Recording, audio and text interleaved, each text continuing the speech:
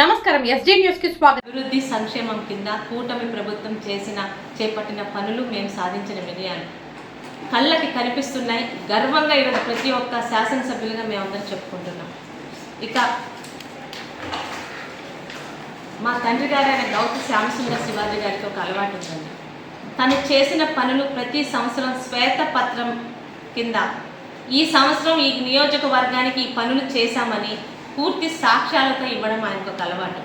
గత ప్రభుత్వంలోని మాజీ పశువుల మంత్రి అప్పలరాజు గారికి ఎన్నిసార్లు మీరు చేసిన పనులు ఏం చేశారో చెప్పండి, మా మీద మీరు ఆ రోజు చాలా అవాకులు చవాకులు పేరుతున్నారు, గౌతు కుటుంబం ఏం చేసిందని. మేము చేసిన పనులు జీవోలతో సహా మీ ముందుకు పెడతాం, మీరు శ్వేతపత్రం రిలీజ్ చేయగలరా అంటే 5 సంవత్సరాల్లో ఒక్కసారి కూడా రిలీజ్ చేయలేని వ్యక్తి అప్పలరాజు గారు. ఈరోజు నేను ఇప్పటి వరకు చెప్పినవి రాష్ట్రంలో జరిగిన అభివృద్ధి సంక్షేమ పనులు.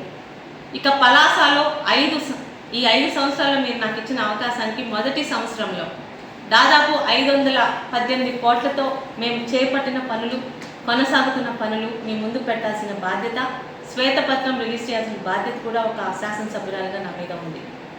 ప్రతి చేనుకి పని, ప్రతి చేనుకి నీరు, ప్రతి చేతికి పని అనే నినాదంతో శాసనసభ్యురాలుగా ప్రమాణ స్వీకారం చేసిన వెంటనే 5 సంవత్సరాల్లో 4 సంవత్సరాలు మంత్రిగా ఉన్నానని చెప్పుకున్న అసమర్థ మాజీ మంత్రి చేయలేని పని, ఒక్క సంవత్సరం కూడా చుక్క వంశధార నీరు తీసుకురాలేకపోయాడు మంత్రి హోదాలో ఉండి ఈ నియోజకవర్గానికి.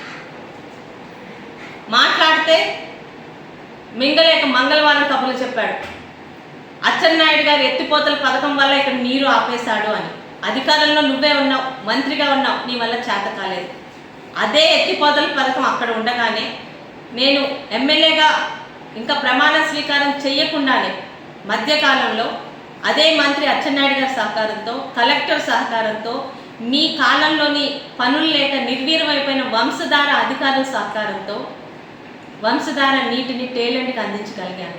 మొదటి పని అన్నదాతకు చేయడం చాలా గర్వంగా ఫీల్ అవుతున్నాను, సంతృప్తి కల్పించిన పని.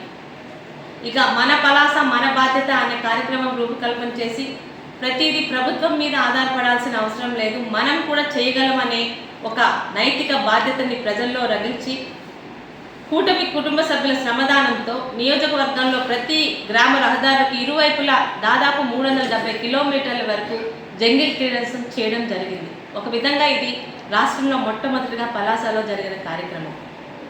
ఇక కిడ్నీ హాస్పిటల్ నందు ఎన్ఆర్ఐ దాతల సహకారంతో 5 డయాలసిస్ మిషన్స్, అలాగే జిల్లా కలెక్టర్ గారి ద్వారా మరొక 5, మొత్తం 10 అదనపు డయాలసిస్ యూనిట్లని నా హయాంలో మంజూరు చేయగలగడం, అప్పటి వరకు డయాలసిస్కి వెయిటింగ్ లిస్ట్లో ఉన్న వారికి ఇబ్బంది లేకుండా ఈరోజు ప్రశాంతంగా ఆ కిడ్నీ వ్యాధిగ్రస్తులకి డయాలసిస్ జరుగుతుందండి. అదొక్కటే కాదు, నేను ఒక హాస్పిటల్ కట్టానని 5 సంవత్సరాల్లో నువ్వు చేసిన అభివృద్ధి ఏదన్నా ఉంటే అదే హాస్పిటల్ బిల్డింగ్ని ముందు నుంచి వెనక నుంచి 10 సార్లు వీడియోలు తీసి రిలీజ్ చేశాడు అప్పలరాజు గారు.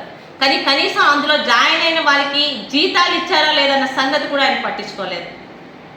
మొన్న మా కుటుంబ ప్రభుత్వం రాగానే మొదటి అసెంబ్లీలోని ఆ సమస్యను ఎత్తితే జనవరి కల్లా వాళ్ళందరినీ రెగ్యులరైజ్ చేసి వాళ్ళ పేర్లతో సహా ఈరోజు వాళ్ళకి జీతాలు పడేలా చేయగలిగాం.